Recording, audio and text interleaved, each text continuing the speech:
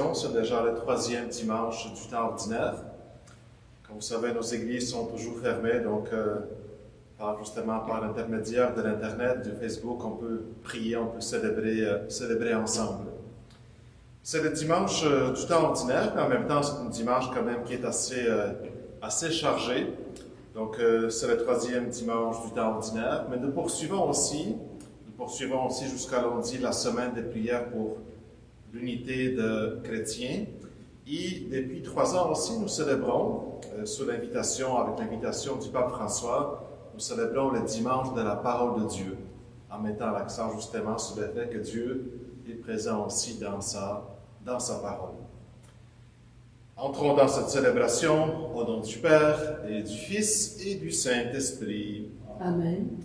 Que Dieu, notre Père, Jésus-Christ, notre Seigneur, qui nous appelle à le suivre, vous donne la grâce et la paix. Béni soit Dieu, maintenant et toujours. Aujourd'hui, en ce dimanche, la parole de Dieu nous invite à la conversion. Tournons-nous avec confiance vers celui qui peut changer nos cœurs. Seigneur Jésus, tu nous crois capables de répondre à tes appels quand nous en doutons. Prends pitié de nous. Prends pitié de nous. Ô Christ, tu nous envoies porter la bonne nouvelle.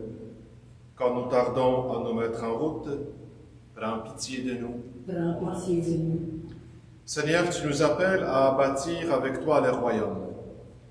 Quand nous sommes tentés de nous décourager devant les difficultés, prends pitié de nous. Prends pitié de nous. Que Dieu Tout-Puissant nous fasse miséricorde, qu'il nous pardonne nos péchés et nous conduise à la vie éternelle. Amen. Gloire à Dieu, au plus haut des cieux, et paix sur la terre aux hommes qu'il aime. Nous te louons, nous te bénissons, nous t'adorons, nous te glorifions, nous te rendons grâce pour ton immense gloire. Seigneur Dieu, roi du ciel, Dieu le Père Tout-Puissant, Seigneur, Fils unique, Jésus-Christ, Seigneur Dieu, agneau de Dieu, le Fils du Père, toi qui enlèves les péchés du monde, prends pitié de nous. Toi qui enlèves les péchés du monde, reçois notre prière. Toi qui es assis à la droite du Père, prends pitié de nous. Car toi seul es saint, toi seul es Seigneur, toi seul es le Très-Haut, Jésus-Christ avec le Saint-Esprit, dans la gloire de Dieu le Père. Amen. Recueillons-nous et prions.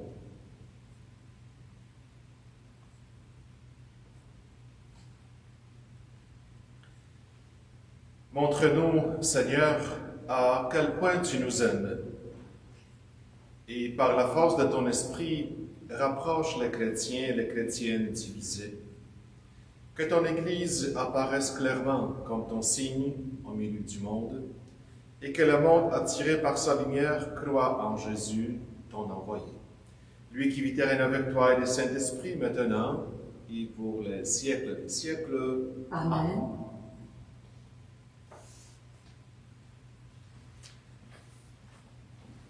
En ce dimanche, nous retrouvons le livre de Jonas. Donc, ce sont les petits prophètes de l'Ancien Testament. Donc, c'est une histoire qui nous est racontée avec un petit peu d'humour. Je vous rappelle que Jonas est on peut dire, un prophète traditionnel et aussi très conservateur. Il ne faut jamais désespérer des personnes. Le prophète Jonas, justement, en a fait l'expérience alors qu'il doutait des bonnes dispositions de Jean de Ninive. Son message, même s'il est dit juste à moitié, son message obtint des résultats immédiats. Et justement, ce succès nous invite à toujours garder confiance en l'humanité. Ils ne sont pas si mauvais. Il doit se trouver en chaque personne un point sensible qu'il faut toucher. La question, c'est de savoir comment trouver aujourd'hui les mots qui conviennent pour rejoindre les gens, comment traduire les mots de la foi avec les mots d'aujourd'hui, spécialement en lien avec l'évangile de ce dimanche qui nous rappelle l'essentiel. Écoutons.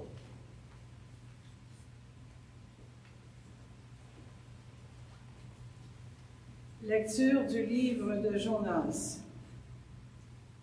La parole du Seigneur fut adressée de nouveau à Jonas. Lève-toi, va à Nénive, la grande ville païenne, proclame le message que je te donne sur elle. Jonas se leva et partit pour Nénive, selon la parole du Seigneur.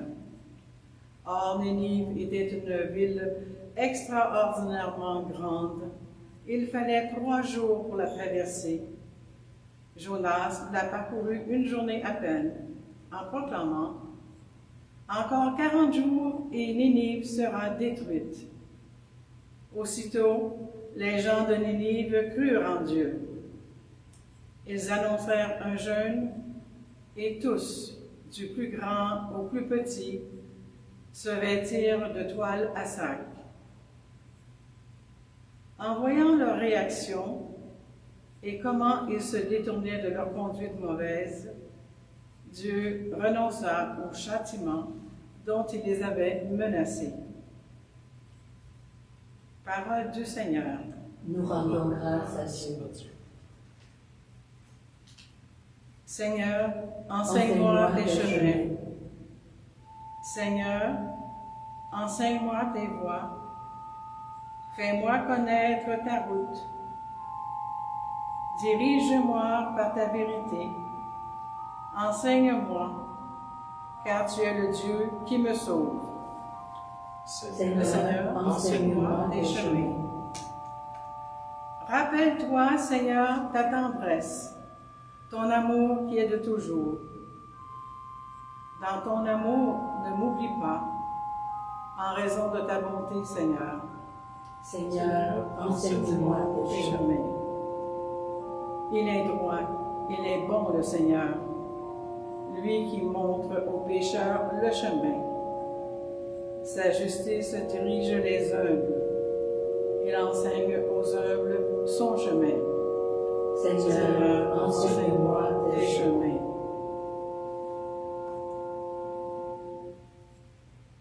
Lecture de la première lettre de Saint Paul apôtre aux Corinthiens.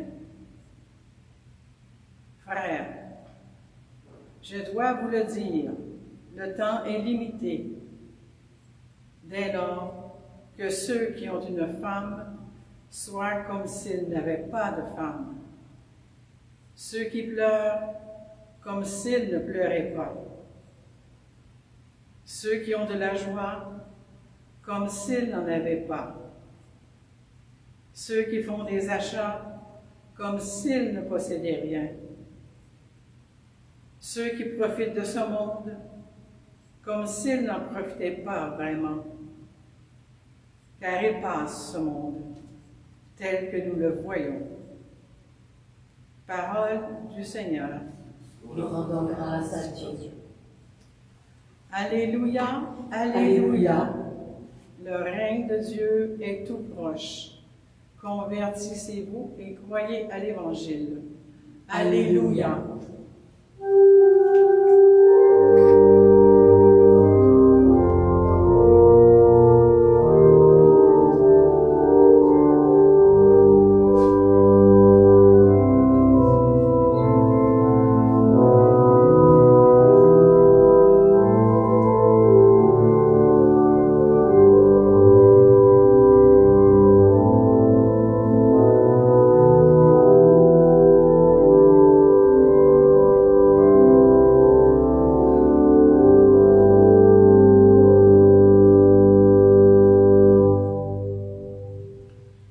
Le Seigneur soit avec vous. Et avec votre esprit. Évangile de Jésus-Christ selon saint Marc. Gloire à toi, Seigneur. Après l'arrestation de Jean le Baptiste, Jésus partit pour la Galilée, proclamer l'évangile de Dieu. Il disait, « Les temps sont accomplis, le règne de Dieu est tout proche. Convertissez-vous et croyez à l'Évangile. » Passant le long de la mer de Galilée, Jésus vit Simon et André, les frères de Simon, en train de jeter les filets dans la mer, car c'étaient des pêcheurs. Il leur dit, « Venez à ma suite, je vous ferai devenir des chairs d'hommes. » Aussitôt, laissant leur filet, ils les suivirent. Jésus avança un peu et il vit Jacques, fils de Zébédée, et son frère Jean, qui étaient dans la barque et réparaient le filet. Aussitôt, Jésus les appela. Alors, laissant dans la barque leur père Zébédée avec ses ouvriers, ils partirent à sa suite. Acclamons la parole de Dieu. Louange à toi, Seigneur Jésus.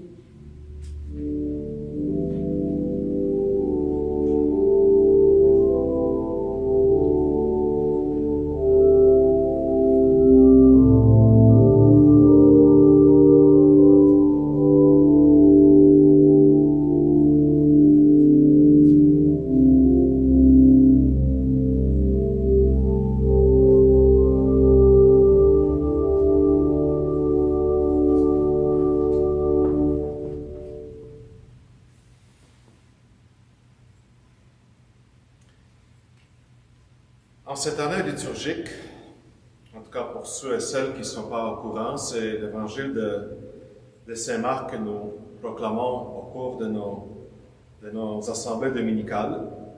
Il n'y a pas si longtemps, le 12e dimanche de l'Avent, c'était le 6 décembre dernier, nous avons entendu « Commencement de la bonne nouvelle de Jésus-Christ ». Et aujourd'hui, on nous précise justement c'est quoi cette bonne nouvelle. C'est le fait que le règne de Dieu est tout proche. Le règne de Dieu est tout proche en Jésus-Christ. Et en grec, je sais que vous êtes bon en grec, il suffit d'un mot, un seul mot pour dire bonne nouvelle, c'est évangile. Vous savez que ce mot évangile est devenu primordial justement dans le langage chrétien. Dans les 3 lectures de ce dimanche, il y a un appel pressant de la part de Dieu à changer des vies. Tout presse. Le temps est limité et nous ne pouvons pas nous permettre d'attendre à demain pour changer des vies. Ninive, l'histoire de Jonas, Ninive, la ville païenne, n'a que 40 jours pour se convertir. Donc c'est la mission qui a été confiée à Jonas. Paul, de son côté, Paul va demander aux chrétiens de Corinthe, ce sont les nouveaux baptisés, les adultes baptisés, il leur demande de vivre la situation humaine concrète différemment dans la perspective nouvelle de la foi en Christ. Pour Paul, le temps est limité. Pour Paul, le temps est précieux. Pourquoi? Parce que c'est dans le présent que Dieu intervient, que Dieu sauve. C'est le temps de la rencontre entre Dieu et l'humanité. Oui, mais qu'est-ce qui presse tant? Qu'est-ce qui presse tant? Vous savez, il y a des moments dans la vie où nous sentons qu'il faut faire vite. Et nous sentons que demain, il sera déjà trop tard. Dans bien des situations de la vie courante, il n'y a pas de temps à perdre et il faut faire vite. On le sait aussi spécialement en ces temps de pandémie. Les temps sont accomplis, le règne de Dieu est tout proche. Voilà, c'est le cœur même du message de Jésus. Quand Dieu est là, tout est différent, tout change. En Jésus, Dieu est entré définitivement pour de bon dans notre histoire. Et parce que le temps est marqué par la présence de Dieu, il faut bien utiliser le temps présent. Bien utiliser comment vivre et aimer, mais comme Jésus nous le demande. Et l'annonce de la venue du règne de Dieu est suivie de l'invitation à nous convertir et à croire à la bonne nouvelle. Oui, ça va toujours ensemble. D'abord nous convertir. Qui de nous n'a pas besoin de se convertir? Qui de nous n'a pas besoin d'opérer un revirement? Vous savez très bien, on n'a pas toujours le courage de l'avouer. On a besoin justement de se convertir. Jésus parle souvent de la conversion, de la nécessité de la conversion, mais il n'insiste pas sur la culpabilité, sur nos fautes. Il nous dit de nous retourner, de brasser la cage, de se remettre en question, mais surtout de croire en lui. La conversion est toujours très, très importante. Se convertir exactement comme des gens de Ninive. Nous avons entendu l'histoire avec Jonas. Ça veut dire prendre ça au sérieux, ce que Dieu nous demande, sans perdre le temps, parce que ça presse. C'est sûr que c'est avec un peu d'humour que Jonas nous raconte la vie de ces prophètes. Jonas, surtout, il ne veut pas que les gens de Ninive se convertissent. Il ne veut pas, il ne veut rien savoir. Comme Jonas, face à ceux et celles qui ne pensent, qui ne voient pas les choses comme nous aussi, nous voudrions parfois invoquer le feu du ciel, le jugement de Dieu. Oui, parfois nous aimerions juger, rejeter. Et Jésus, qu'est-ce qu'il fait? Il annonce l'Évangile. La bonne nouvelle, c'est la force de recommencement. Et comme Jonas, nous sommes tentés de refuser l'invitation de Dieu, d'aller ailleurs. L'urgence de la conversion s'impose, oui, mais en même temps, nous trouvons toujours un obstacle, un immense obstacle. Pour suivre le Christ, faut-il vraiment tout lâcher, tout laisser derrière nous? À la suite des premiers disciples, nous aussi, nous sommes invités à quitter un monde qui nous limite, qui souvent nous rend aussi esclaves. Suivre Jésus suppose de laisser ses filets. Laisser ses filets, ça veut dire quitter quelque chose, quitter quelqu'un, un travail, une famille, un métier, un pays ou un coin des pays. Sommes-nous prêts à nous détacher de tout ce qui nous empêche de le suivre? Sommes-nous prêts à prendre les risques d'aimer pour de bon? Laisser les filets, c'est aussi faire taire notre jalousie, notre haine, notre indifférence, nos préjugés. Pour quel filet allons-nous laisser Jésus repartir sans nous? Mais nous n'avons pas, pour le suivre, nous n'avons pas à fuir nos responsabilités et nos engagements. Mais surtout, ne laissons pas les soucis de ce monde fermer nos cœurs à la fois. Regardons toutes les réalités de la vie dans la lumière de l'Évangile. Un autre point important, Jésus commence sa mission en Galilée. En Galilée, donc terre des païens, carrefour de culture, de tradition, de croyances, mais aussi de l'athéisme. C'est la raison pour laquelle Galilée était méprisée par les Juifs.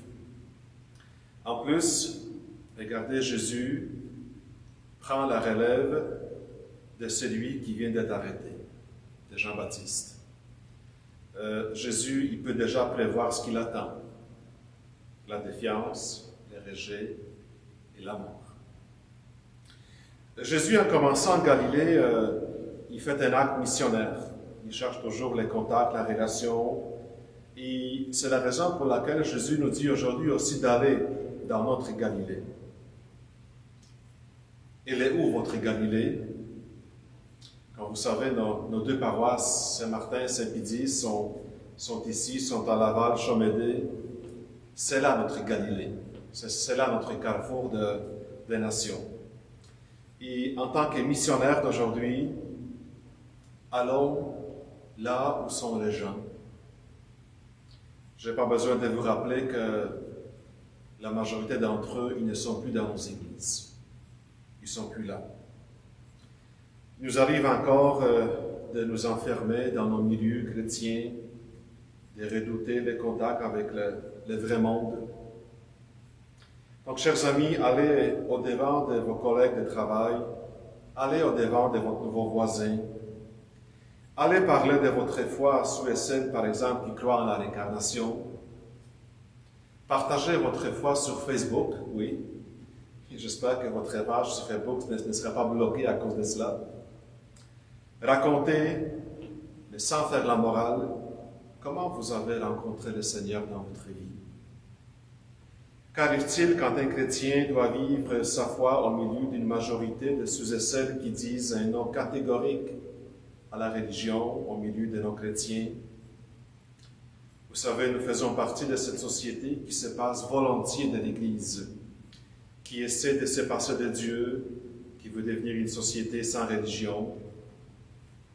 Oui, comme vous savez, notre foi est menacée, bousculée, mais en même temps, elle est provoquée à devenir plus profonde, plus solide.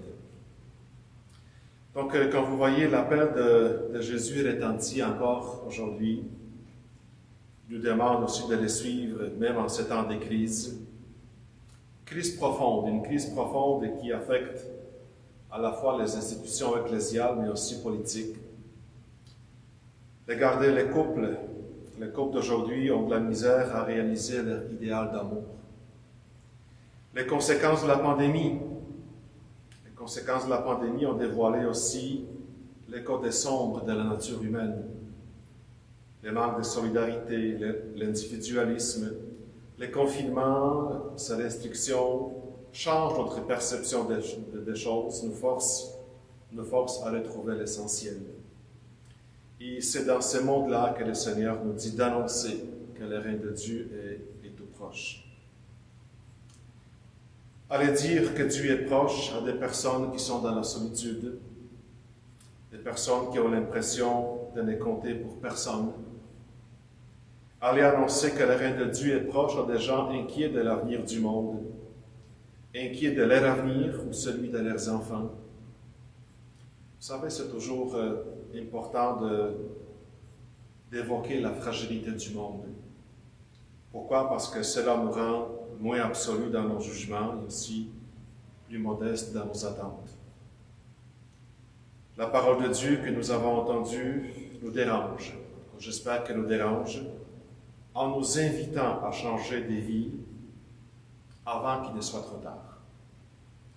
Donc, il est essentiel, de nos jours on entend souvent le mot essentiel, il est essentiel d'être accueillant à la bonne nouvelle, à la nouveauté apportée par Jésus, cette nouveauté qui ne finit pas de renouveler toutes choses.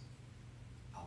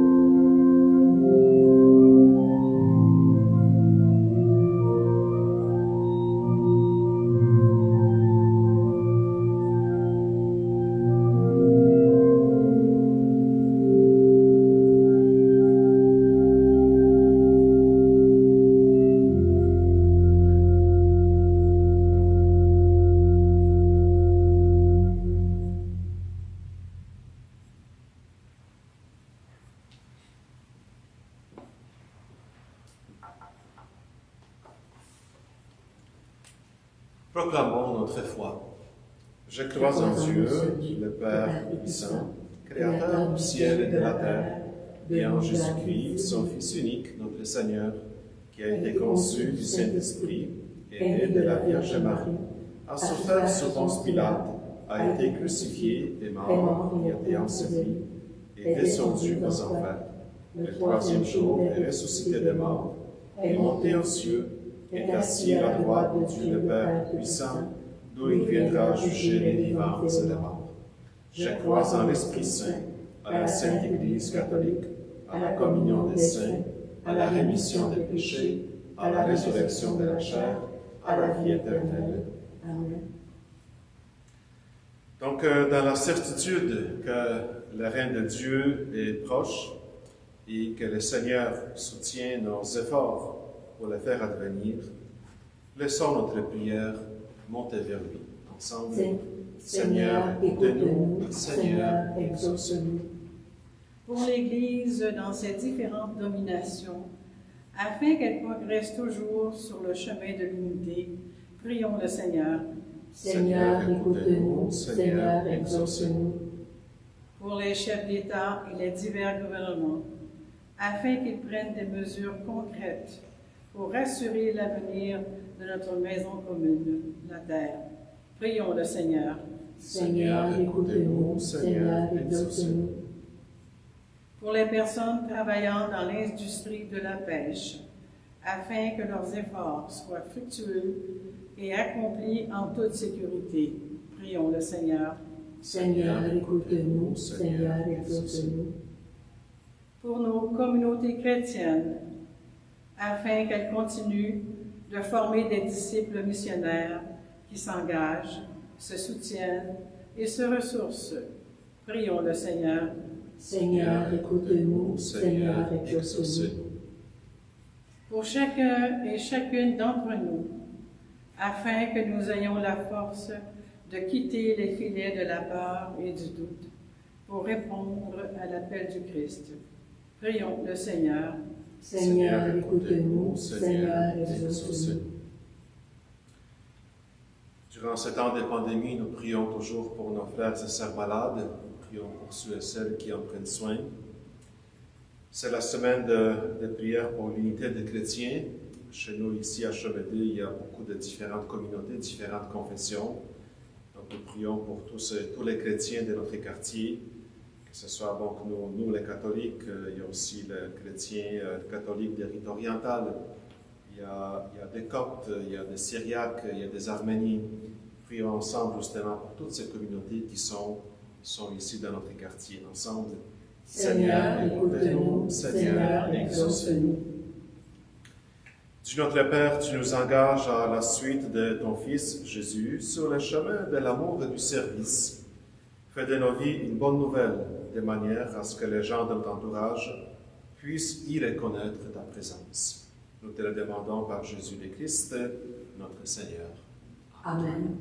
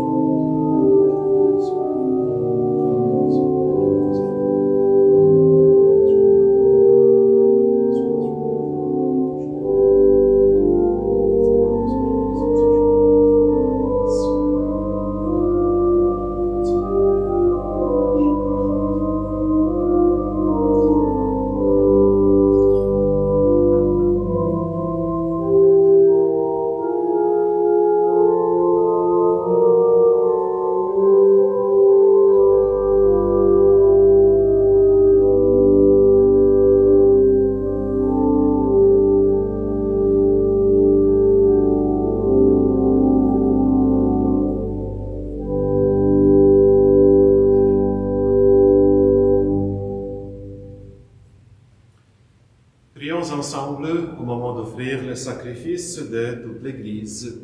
Pour la gloire de Dieu et le salut du monde. Donc, la messe de cet après-midi, la messe dominicale, c'est la messe collective en ce qui concerne les intentions de messe. Donc, nous prions aujourd'hui d'abord pour M. Jean-François Guimond. La messe a été offerte par Edgar et Laure Franqueur. Nous prions pour M. Marcel Rassette, offrande des funérailles. Nous prions pour Mme Huguette Martel Deguire, la messe offerte par famille Deguire. Nous prions pour les parents défunts de la famille Facto-Provencher. La messe était offerte par Françoise et Camille. Nous prions aussi pour Léa Bigra-Bédard. Déjà en ce 8e anniversaire, la messe a été offerte par ses filles. Et nous prions aussi pour M. Sami Choua, offrande des funérailles. Et en dernier lieu, nous prions aussi pour tous les paroissiens.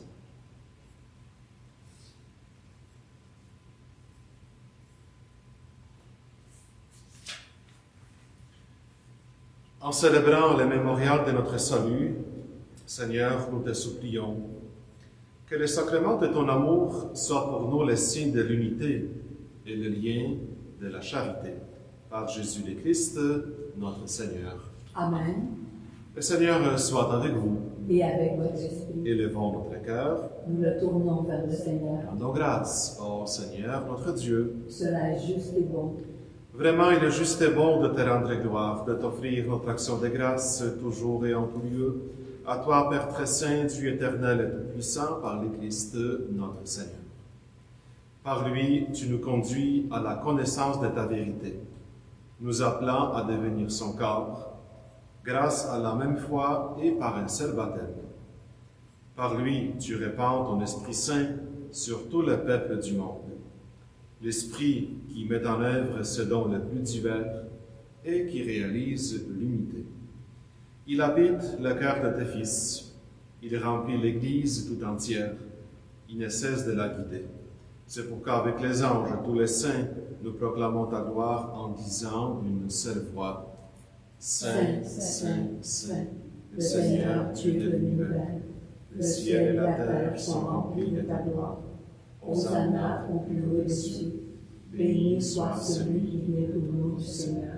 Hosanna au plus haut des cieux. Dieu de l'univers, nous te rendons grâce pour Jésus, ton Fils, venu dans notre monde en ton nom. Il est la parole qui sauve les hommes, il est la main que tu tends aux pécheurs, il est le chemin par où nous arrive la véritable paix. Alors que nous étions loin de toi, Dieu notre Père, c'est par lui que tu nous as fait revenir. C'est lui, ton propre Fils, qui a été livré au pouvoir des hommes, afin que nous soyons par sa mort en paix avec toi et entre nous. Aussi pouvons-nous maintenant célébrer en reconnaissance le mystère de cette réconciliation qui nous a lui-même obtenus.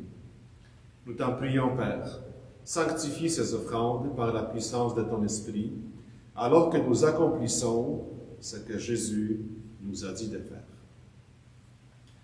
Au cours du repas qu'il partageait avec ses disciples avant de s'offrir à toi pour notre libération, il prit le pain en te rendant grâce.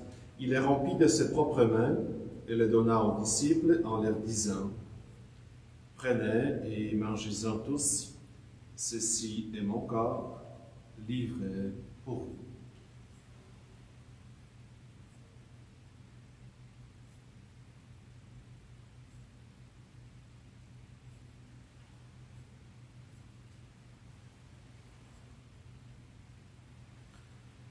De la même façon, ce soir-là, tenant entre ses mains la coupe de bénédiction, il te rendit grâce pour ta miséricorde. Puis il donna la coupe à ses disciples en leur disant « Prenez et buvez-en tous, car ceci est la coupe de mon sang, le sang de l'alliance nouvelle et éternelle qui sera versé pour vous et pour la multitude en rémission des péchés. Vous ferez cela en mémoire de moi. »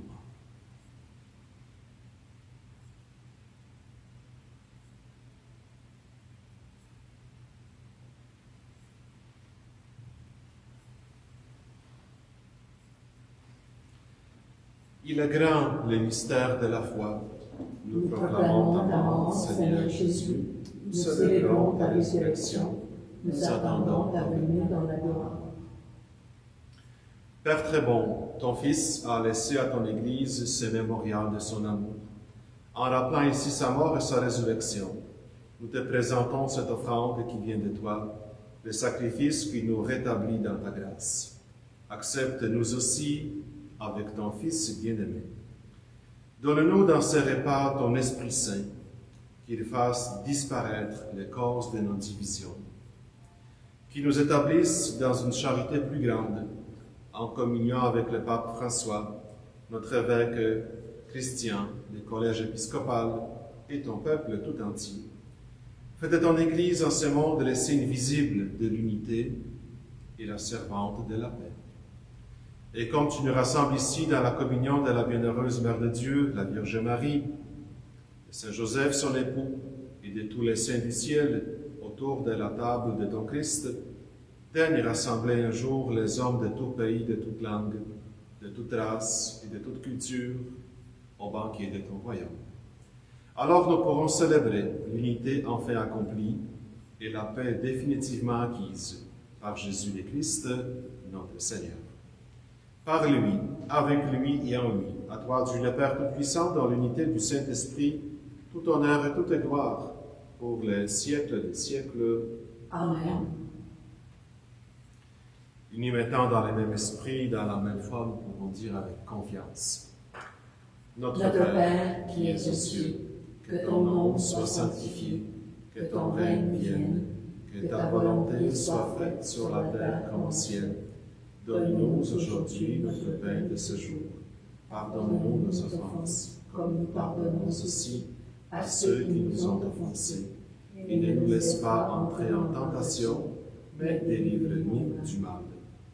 Délivre-nous de tout mal, Seigneur, et donne de la paix à notre temps. Par ta miséricorde, libère-nous du péché. Rassure-nous devant les épreuves en cette vie, où nous espérons le bonheur que tu promets et l'avènement de Jésus-Christ, notre Sauveur. Car c'est à toi qu'appartiennent le règne, la puissance et la gloire, pour les siècles des siècles. Seigneur Jésus-Christ, tu as dit à tes apôtres, je vous laisse la paix, je vous donne ma paix. Ne regarde pas nos péchés, mais la foi de ton Église. Pour que ta volonté s'accomplisse, donne-lui toujours cette paix et conduis-la vers l'unité parfaite, toi qui règnes pour les siècles des siècles. Amen. Que la paix du Seigneur soit toujours avec vous. Et avec votre esprit, Agneau de Dieu, qui enlève le péché du monde, prends pitié de nous. Agneau de Dieu, qui enlève le péché du monde, prends pitié de nous. Agneau de Dieu, qui enlève le péché du monde, donne-nous la paix.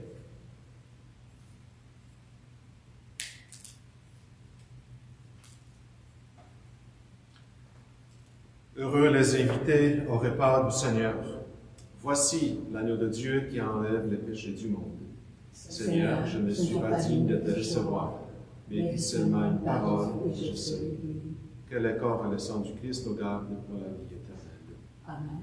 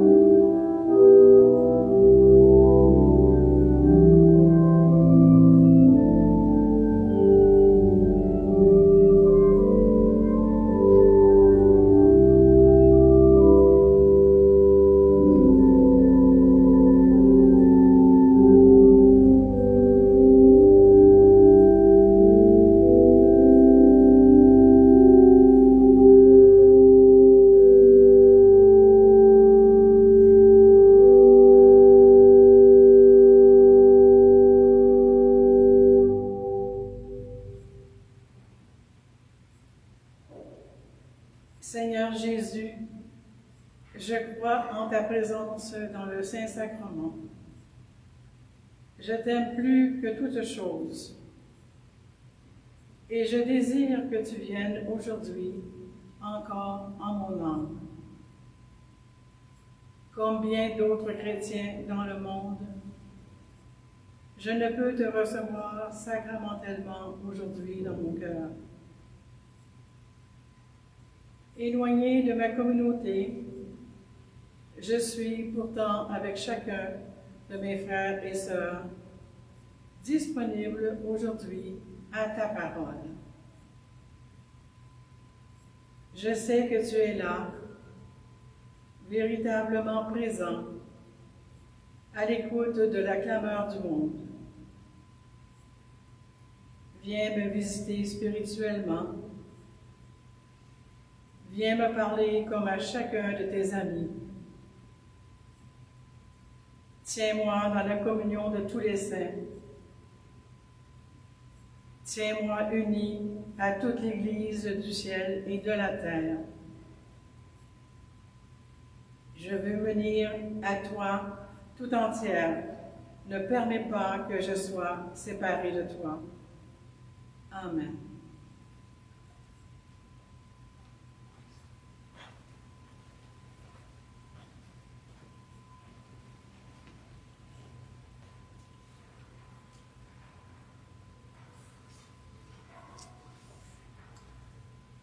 Donc après l'acte de la communion spirituelle, nous pensons justement à vous tous qui nous suivez la messe virtuelle et qui vous ne pouvez pas communier. Je sais que vous trouvez ça extrêmement difficile. Maintenant, quelques petites nouvelles en ce qui concerne la situation actuelle dans nos églises paroissiales. Donc, d'abord, vous savez que depuis le 9 janvier dernier, les églises sont toujours fermées. Il n'y a pas de rassemblement dans nos églises. Nous avons appris hier, avec surprise, que le gouvernement a décidé de faire certains assouplissements en ce qui concerne justement la lieu de culte. Ça a été une grande surprise. On l'a appris seulement hier.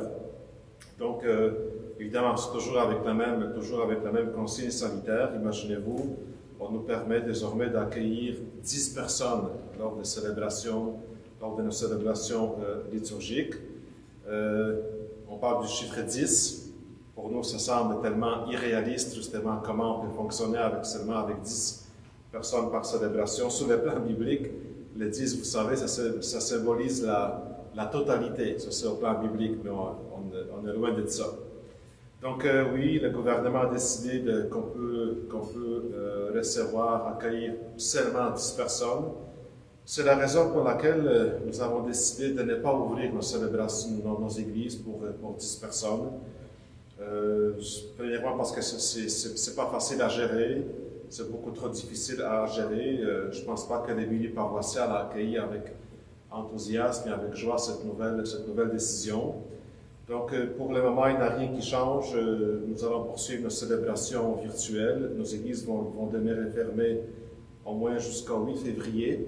Donc, en attendant, qu'est-ce qui va arriver le 8 février? Est-ce que les mesures vont changer? Est-ce qu'on va demeurer seulement à 10 personnes après? Est-ce qu'on va retrouver donc 25 personnes par célébration? Difficile à dire. On a décidé que nous allons attendre jusqu'au 8 février. Et c'est là qu'on va vous donner aussi de nouvelles en ce qui concerne l'ouverture de nos églises.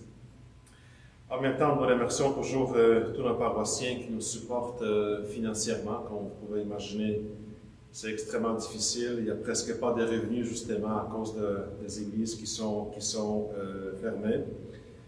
Bientôt au bureau, en passant, je vous rappelle que le bureau aussi est fermé. Justement, c'est le gouvernement qui nous a forcé à fermer notre bureau paroissial. On gère uniquement les demandes urgentes.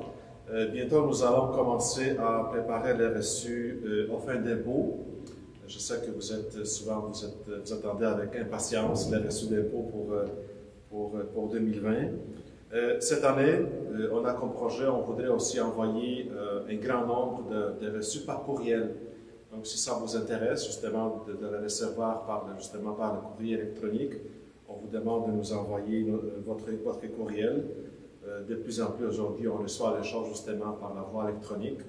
Donc, on vous demande de nous envoyer votre courriel pour le reçu en fin de mois. Peut-être vous vous demandez pourquoi aujourd'hui nous célébrons la messe dimanche après-midi. La raison est simple, parce que demain matin, moi je suis à Québec. Je vais présider la messe à partir de l'oratoire de Saint-Joseph de Québec.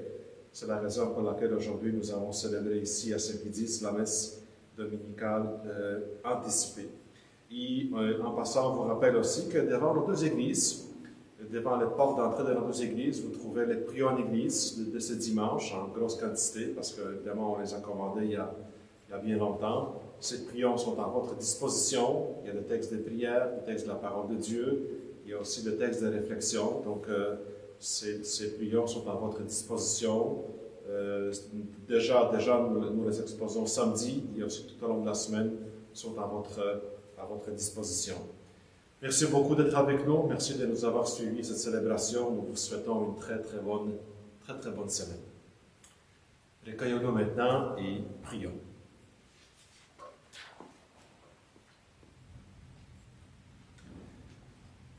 Après avoir participé au sacrifice du Christ, nous te demandons, Seigneur, d'envoyer sur le corps tout entier de l'Église ton esprit de sainteté, afin qu'il entraîne ceux et celles qui portent le nom de chrétiens à te servir dans l'unité de la foi. Par Jésus le Christ, notre Seigneur. Amen. Amen. Je remercie à ceux et celles qui nous accompagnent pour la préparation de cette célébration. Merci à Hélène, merci à Aline, et aussi à notre organiste Martin Boucher qui nous accompagne. Le Seigneur soit avec vous. Et avec votre esprit. Que Dieu Tout-Puissant vous bénisse, lui qui est le Père, le Fils et le Saint-Esprit. Amen. Allez et demeurez dans la paix du Christ. Nous rendons grâce à Dieu. Bonne fin de journée.